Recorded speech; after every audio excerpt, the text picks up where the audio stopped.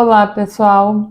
Chegamos agora no nosso módulo 9, que é uma aula bônus que nós achamos muito importante trazer para vocês, pois é a cereja do bolo para que a gente consiga fazer com que todos os nossos aprendizados de todos os módulos anteriores que aprendemos aqui seja realmente colocado em prática, que é um módulo sobre normas, aprovações e o que muda quando o projeto é para shoppings. Quando nós falamos em projetos comerciais, a grande maioria desses projetos estão dentro de shoppings, então a gente precisa ter uma atenção especial para que, apesar de criar um projeto incrível, estratégico, super bem amarrado, um storytelling muito bem contado, a gente também consiga fazer com que esse projeto seja tecnicamente e rapidamente aprovado pela instituição do shopping que a gente está aplicando o projeto, para que o sucesso do nosso cliente seja muito efetivo. Então agora a gente entra na fase em que nós vamos pensar no prazo e na forma como esse projeto será aprovado. Existe uma outra via na contramão também, que quando nós trabalhamos bem com o shopping e tudo isso é muito fluido, o shopping acaba fazendo indicações de clientes que chegam até eles para alugar pontos comerciais e precisam de um arquiteto especialista para fazer essa aprovação. Então o shopping acaba criando uma rede de arquitetos que para eles são eficientes e que funcionam na etapa de aprovação para que tudo isso funcione. Tá? Então, quando nós falamos sobre projeto de shopping, temos que entender que existe uma diferenciação grande entre um projeto comercial de rua, que são as lojas convencionais que estão nas ruas, nas cidades, e os projetos de shopping. Uma série de normas e exigências técnicas nós temos que respeitar nesse segundo caso. E para a gente conseguir atuar com segurança, clareza e profissionalismo nesse contexto, que nós criamos essa aula bônus para você seguir esse passo a passo, esses pontos de atenção que nós vamos trazer para você hoje. Então, a diferenciação. Falando agora mais aplicadamente em normas e leis que nós precisamos olhar para tornar isso factível. Em loja de rua e em loja de shopping.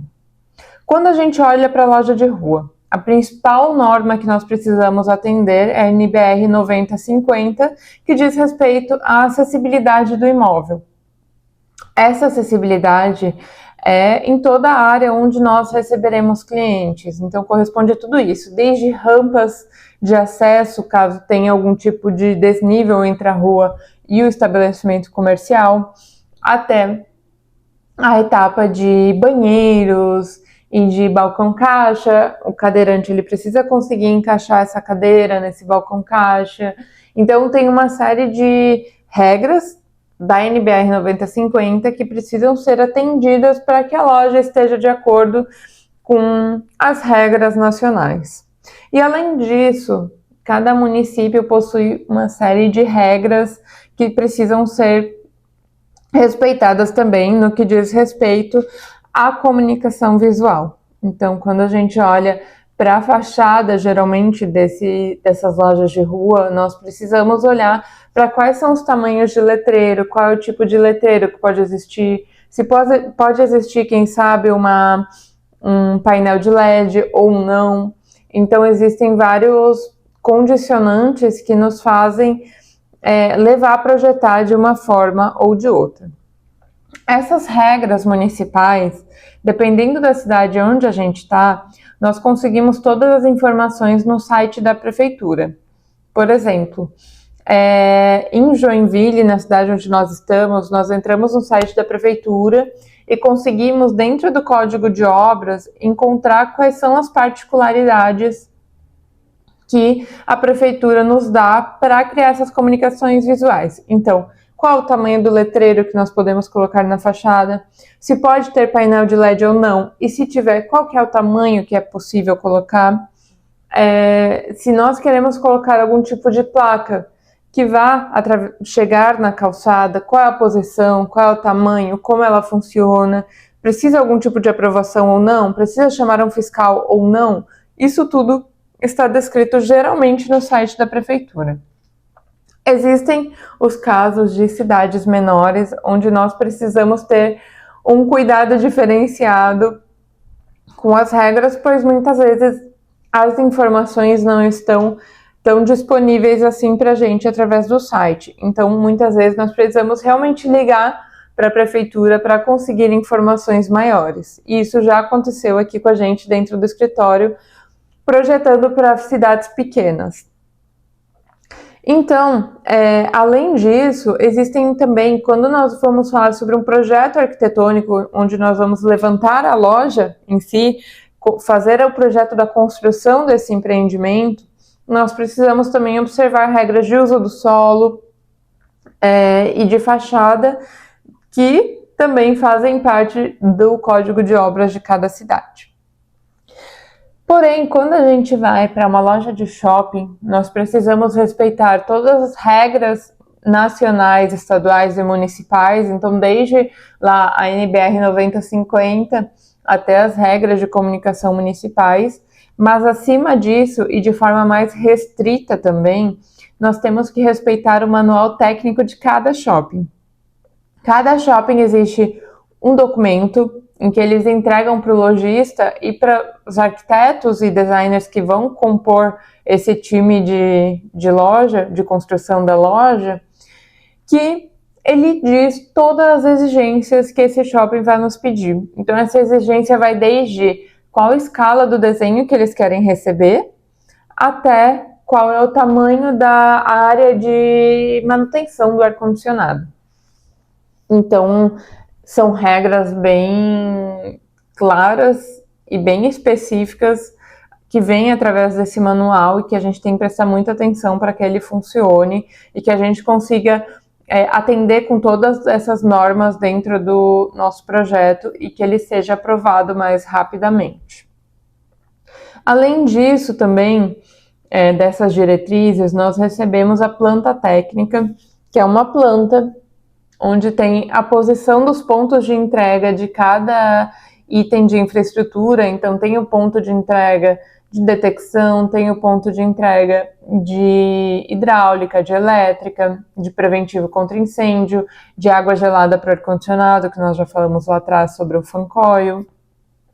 Então, o shopping explica para a gente onde está cada um desses pontos, qual é o tamanho da bitola desses pontos, para que a gente consiga projetar de uma forma mais eficiente dentro do espaço comercial. E essas exigências, elas impactam diretamente no projeto. Então, a gente precisa saber que elas existem e precisa projetar com base nelas para que o nosso projeto seja aprovado. Ele não vai ser aprovado se a gente não projetar conforme o manual técnico, tá? E é essencial para que a gente esteja preparado para dialogar com a equipe técnica do shopping. Então, a gente tem que ter conhecimento desse caderno para a gente conseguir conversar com a equipe técnica e muitas vezes negociar alguns pontos que são inegociáveis para o nosso cliente final, a franqueadora e o franqueado dele. Ou até mesmo um cliente que está abrindo essa loja de forma isolada.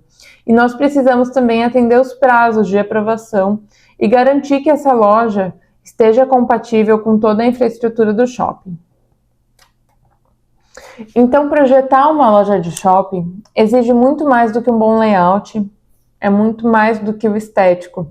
Ele precisa ter organização, atenção às regras e diálogo com múltiplos agentes. Aqui, desde lojista, franqueadora, quando tem, e o shopping. E já partindo para um nível mais técnico e específico, nós trouxemos aqui uma parte de um manual técnico. Esse daqui é do Shopping Uberaba, que é um shopping que a gente recentemente abriu loja, então esses valores e esses prints aí são super atualizados, acabou de ser entregue para a gente.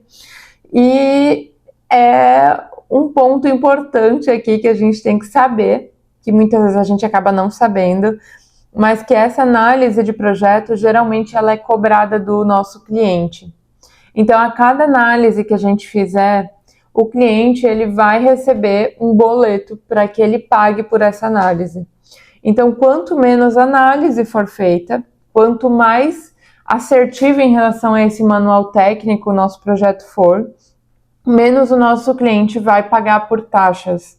E ele vai saber, e quando, é o que sempre dizemos, quando mexemos com o bolso do cliente e com o tempo dele, é que a dor dele surge. Então, nós não devemos ter análises adicionais para que o nosso cliente não tenha que pagar por isso, tá?